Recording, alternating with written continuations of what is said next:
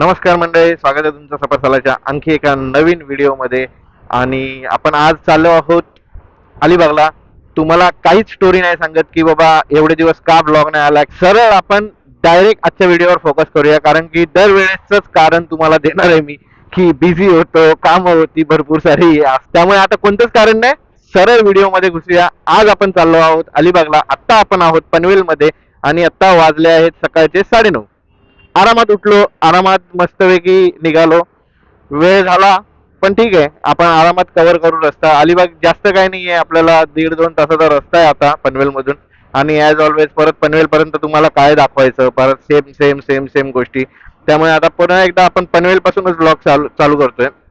आणि आपला आजचा रूट असणार आहे सेम. मागच्या वेळेस आपण जसं श्रीवर्धनला गेलो होतो तेव्हा जो रूट होता आपला, तसाच सेम रूट असणार आहे वडखळ पर्यंत. तिथून आपण पोयनाड आणि आपण अलिबागकडे जाणार आहोत. आपण प्रॉपर अलिबागमध्ये आज स्टे नाही करत आहोत. आपण स्टे करणार आहोत नागावला. आज स्टे करणार, उद्या रिटर्न येणार आरामात. एक जस्ट वीकेंड साठी शॉर्ट राईड करतोय आपण. शॉर्ट राईड का, ठीक आहे, की एवढे दिवस नाही व्हिडिओ बनवलेत आणि आता शॉर्ट राईड का, किंवा सेम लोकेशन का जिथे आपण आधीच जाऊन आलोय, बऱ्याच वेळा गेलोय. आपलं कॉलेज पण पेनला होतं, तर अलिबाग आपल्यासाठी नवीन नाहीये. तर असं का, तर त्याचं कारण हे तुम्हाला येणाऱ्या पुढच्या व्हिडिओमध्ये कळेल. तर ही शॉर्ट राईड आपल्यासाठी टेस्ट राईड आहे, कारण आपण एक मोठी राईड अरेंज करतोय. आणि ती कुठे करतोय ते तर तुम्हाला तेव्हाच कळेल जेव्हा आपण जाऊ. पण ही शॉर्ट राईड बऱ्याचशा गोष्टींसाठी टेस्टिंग आहे, की आपण तेवढा बाईक पुन्हा चालवू शकतो नाही चालवू शकत. एवढे दिवस झालेत, आपला हात बसलाय की नाही बसलाय. म्हणजे रोज तर मी बाईक चालवतोच आहे, स्कूटी चालवतोच आहे रोज, बाईक पण कधीतरी चालवतोच. पण जस्ट एक टेस्ट राईड की आत्ता आपण बाहेर जाण्यासाठी योग्य आहेत का, आपला ब्लॉगिंग सेटअप चांगला आहे का. कारण जी आता पुढची आपण राईड करणार आहोत किंवा जी आपण पुढची ट्रिप करणार आहोत ती पूर्णपणे ब्लॉगिंग साठी होणार आहे. आपल्याला एन्जॉय करण्यासाठी तर आपण करतोच, पण पूर्णपणे ब्लॉगिंग साठी आपण ती ट्रिप अरेंज केलेली आहे. आणि आपण त्याच राईड साठी आजची ही टेस्ट राईड करतोय. आणि आता आपण आहोत मुंबई पुणे ओल्ड हायवेवर. तर इथून आपल्याला मस्तपैकी एक छोटासा खड्ड्यांमधला युटर्न घ्यायचा आहे आणि आपण जायचं आहे मुंबई गोवा हायवेवर. आज सेटअप आपला असा आहे की एक इथे बॅग आहे खाली, एक हमेशा सारखी आपल्या स्कूटीला पाठीमागे टेल बॅगला आहे एक बॅग बांधलेली आपण हँड ग्रिलला. आणि बस एवढंच आहे, कारण एक दिवसासाठीच चाललोय आपण. तर जस्ट ह्याच्यामध्ये आपलं कामाच्या गोष्टी म्हणजे लॅपटॉप बिपटॉप आपण कॅरी करतोच, कधी पण काम येऊ शकतं.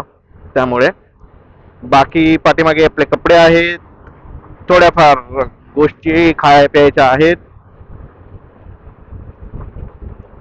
आणि सेटअप मध्ये आता सध्या चेंज जर का बघायचा झाला तर सेटअप मध्ये असं आहे की आधी आपण सप्टेंबरला गेलो त्यानंतर आपण आपला मोबाईल अपग्रेड केलेला आहे, आयफोन घेतलाय.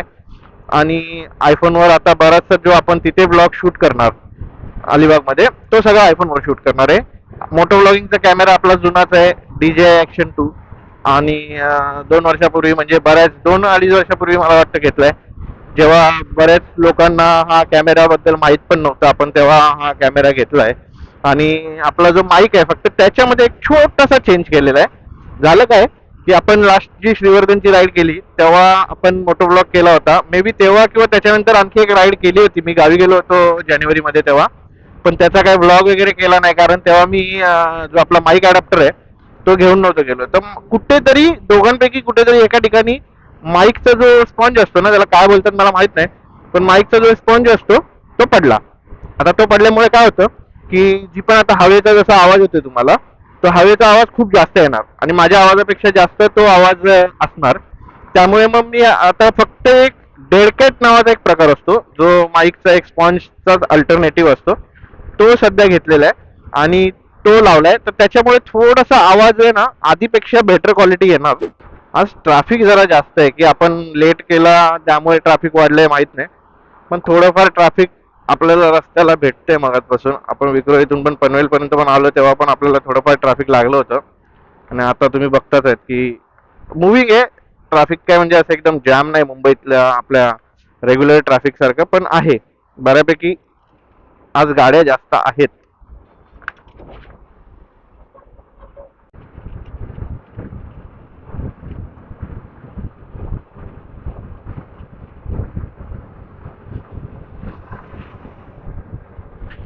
तर आम्ही सकाळी लेट का निघालो त्याचं रिझन असं होतं की रात्री ऑफिसवरून आलो त्याच्यानंतर पॅकिंग वगैरे करायला घेतली. प्लॅनिंग तर झालं होतं 1-2 दिवस आधीच, पण त्याच्यानंतर पॅकिंग करायला घेतली.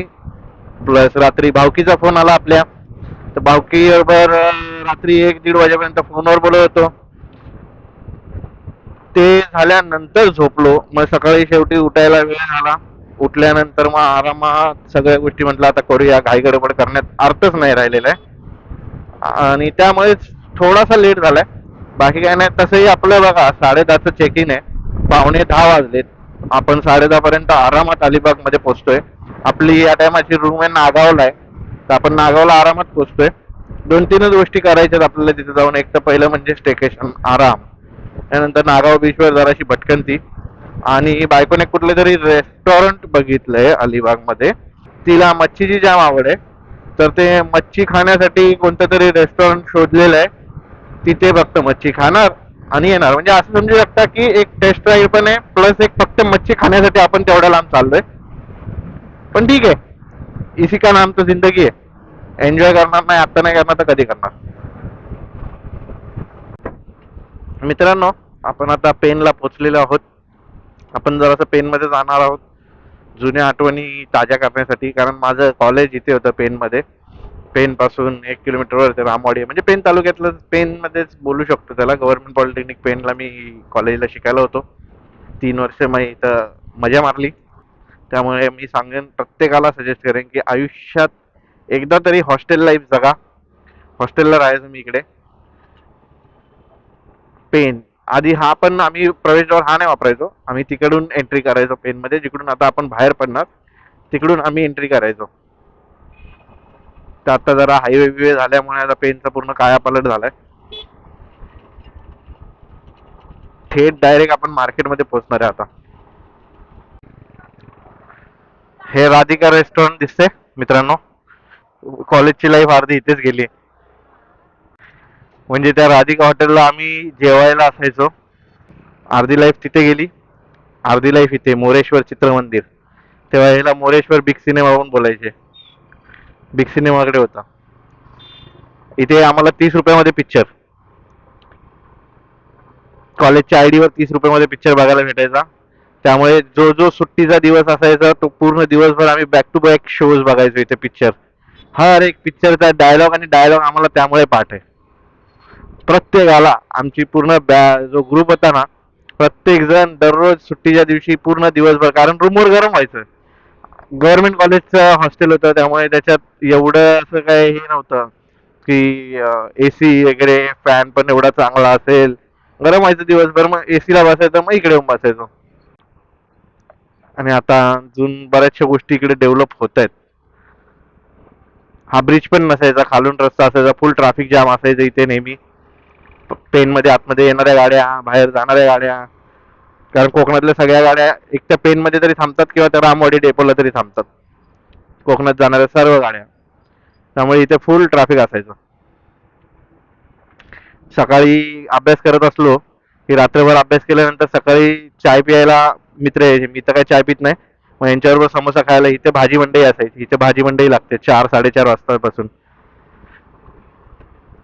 त्या भाजी मंडईत तिथे चाय प्यायला यायचे सकाळी. खूप जुन्या आठवणी आहेत. खूप 3 वर्षात मला जवळपास 30 वर्ष इतक्या आठवणी बनवल्यात. बरेचसे मित्र अजून पण कॉन्टॅक्ट मध्ये असतात आणि बरेचसे हा ब्लॉग पण बघत असतील. तर त्यांना एकच सांगायचंय, साल्यांनो कधीतरी फोन बिन पण करत जावा. नुसते स्टेटस आणि मेसेज बघत जाऊ नका. फोन बिन पण करत जावा कधीतरी, कधीतरी भेटायला पण येत जावा. इकडे इकडे आमचं हॉस्टेल होतं या ठिकाणी. एकदम फार आजूबाजूने जंगल आणि आतमध्ये मध्ये हॉस्टेल असायचं.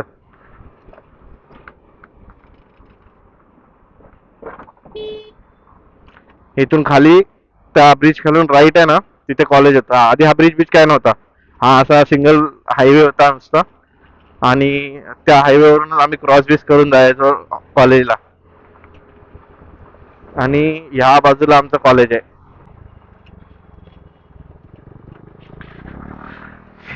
इथून तुम्हाला वडखळ आहे, हा वडखळ नाका. इथून आपल्याला राईट जायचंय. वर ब्रिज वरून गेलात की तुम्ही कोकणात जायला मोकळे, जे कोकणासाठी सरळ सरळ जाऊ शकता, खाली यायची गरज नाही. आता इथून आपल्याला सरळ सरळ अलिबाग, अर्धा पाऊण तासाचा रस्ता बाकी आहे.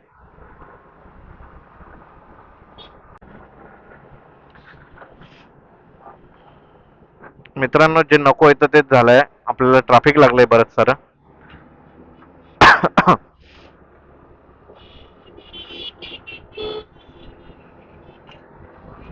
राईटने मला जाण्यात काय प्रॉब्लेम नाही, रिस्क का घ्या. हा चला, काय नाही, येतात जाऊया. हे मला वाटतं पोयनाडचं ट्रॅफिक असावं, पण हे एवढ्या लांबून लागेल असं वाटलं नव्हतं, एवढ्या आधीपासून लागेल असं. चला चला, आपल्याला या व्हाईट कारच्या पाठीमागे घुसायचं आहे आणि आपण आता इकडे जाऊया. आपण इकडून आता गाड्यांना मागे टाकत पुढे पुढे जाऊया, कारण तिकडून सगळ्या मोठ्या गाड्या सुरू झालेल्या आहेत.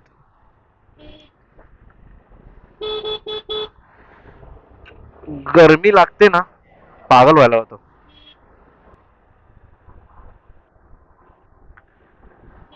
शाळा सुटली की शाळेला चाललाय? झोपलो होतो.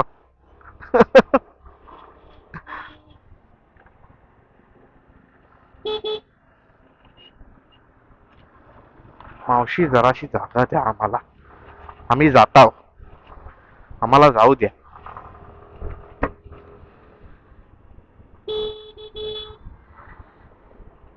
जराशी जागा सगळ्यांनी द्या आम्हाला. हा तिच्या आयला, पुढं टॅक्सीवाला आडवा पडलाय. आडवा पडलाय म्हणजे आमच्या रस्त्यात आडवा आलाय. अरे यार, शेवटी आम्हाला रस्त्याच्या खाली उतरावं लागलेलं आहे. आम्ही आमचा माज आणि मान आम्ही सोडलेलं आहे आणि आम्ही रस्त्याखाली उतरलेलो आहे. तसे आम्ही कुणाला उतरत नाही रस्त्याखाली, पण आज मी उतरलो आहोत. चला, पोलीस काका कार्यरत आहेत. थँक्यू पोलीस काका. तुम्ही, अच्छा पोलीस काकाच आहेत ना? हा.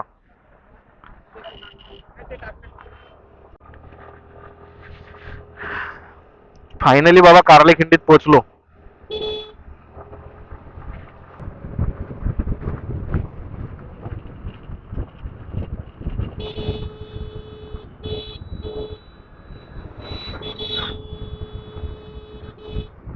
बघा, एका ट्रकने किती अडवलंय बघा ट्रॅफिक.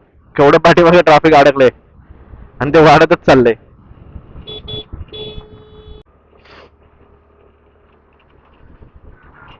मागच्या कधीपासून किती वेळ झाला, एकदम कच्चा रस्ता आला होता. आता आम्ही रेवदंडा रोडला लागलोय. आता आम्ही नागाव पर्यंत जाणार. अलिबाग पाठीमागे राहिल्या आणि आम्ही चाललोय आता नागाव साईडला.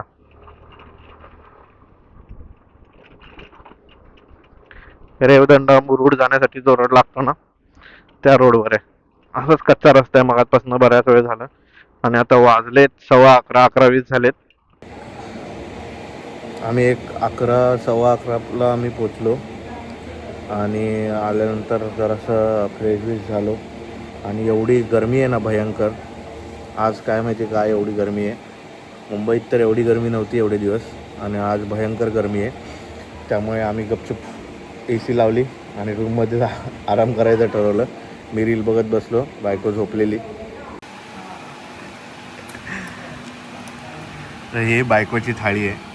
काय काय याच्यामध्ये काय तुझं सांग जरा. एक सोलकढी, भाकरी, राईस, कोळंबीचं आमटी, सलाड आणि कालवा फ्राय. काय? कालवे फ्राय. कालवे फ्राय? काय मच्छीचा प्रकार आहे काय? हां. आणि त्याच्यात काय? कोळंबीचा सार. बघू कोळंबी थोडी मोठी आहे. आणि हा पापले. बिचारा जीव. आपलं बघा, साधी राहणी, उच्च विचारसरणी. चांगलं आहे. तर मंडळी, आम्ही मगाशी जेवून झाल्यानंतर जी अशी लांब लेट आमलेट झोप लागे की विचारूच नका. माझ्या आवाजावरून कळत असेल काय तगडी झोप झाली आहे. कारण सकाळी लवकर उठून जे आम्ही ट्रॅव्हल केलं अलिबागसाठी. आता आम्ही निघालो आहोत बीचवर जाण्यासाठी. जसं तुम्हाला सांगितलं होतं की जास्त हेक्टिक काहीच आपली आयटिनरी नाही आहे आणि आपण आता बीचवर जाण्यासाठी निघालेलो आहे. आणि आता तुम्हाला जस्ट एक शॉर्ट टूर देतो या प्रॉपर्टीचा की ही प्रॉपर्टी आहे कशी आणि आमचे रूम्स कसे आहेत. तर तुम्ही जे आता बघताय ते 2 रूम्स आहेत. असे 2-2 रूम्स पूर्ण इकडेपर्यंत आहेत आणि इथे फोटोज वगैरे पण खतरनाक येतात मस्त एकदम. आणि हे रूम्स आहेत. या रूम्स नंतर इकडे आपण गेलो की इथे पूल फेसिंग रूम्स आहेत. हे पण भारी आहेत.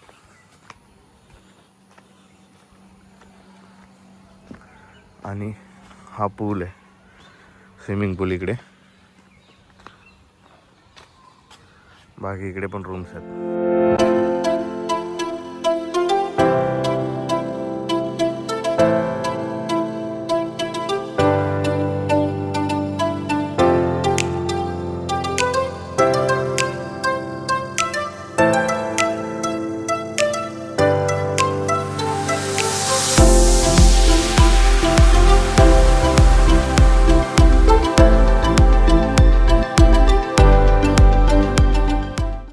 आम्ही बीचवर आलो आहे. बीचवर ह्या बीचचा रंगच वेगळा आहे एकदम. फुल पब्लिकच पब्लिक आहे बीचवर. आणि जर तुम्हाला मी मागे दाखवत असेल की तिकडे सगळीकडे आहे ना पूर्ण बीचवर पाण्यामध्ये आतमध्ये वॉटर स्पोर्ट चालू आहे. तर हे बघा तिकडे पॅरासेलिंग वगैरे चालू आहे, फुल वॉटर स्पोर्ट. आणि इकडे पण वेगवेगळ्या प्रकारचे स्पोर्ट्सचे ॲक्टिव्ह आहेत. ते बनाना राईड वगैरे आहे ना, तो सगळा आयटम चालू आहे. मी दाखवतो तुम्हाला तिकडे जाऊन. हे ऑक्टोपस राईड आहे आणि ही बनाना राईड आहे. आणि ही आम्हाला खायला द्या राईड आहे. काय खायचं आहे? कैरी? बीचवर येऊन कोण कैरी खातात? 42 डिग्री टेम्परेचर आहे आणि हालत झाली. अशी हालत झाली आहे ना की सगळं हातपाय भासत आहेत. हे घातलंय, हे पण भिजवून घातलेलं. 15 मिनिटात हे पूर्ण कडकडीत वाळलं. आणि जेवणाचा टाईम झाला आहे. सकाळी किती वाजता नाश्ता केला आपण? 9 वाजता ना? 9 वाजता नाश्ता केला आहे. तरी पण अजूनपर्यंत आम्हाला भूकच नाही लागत आहे. नुसतं पाणी पित चाललो आहे, नुसता पाणी पितोय. येणार का फिरायला? पण मी काय बोलतो, लोकांना अजून नेक्स्ट डेस्टिनेशन माहीत नाही आहे. नेक्स्ट डेस्टिनेशनला तर ह्याच्यापेक्षा पण बेकार हालत होणार आहे. मग तेव्हा डबल AC रूम घ्यायला लागेल. Double AC.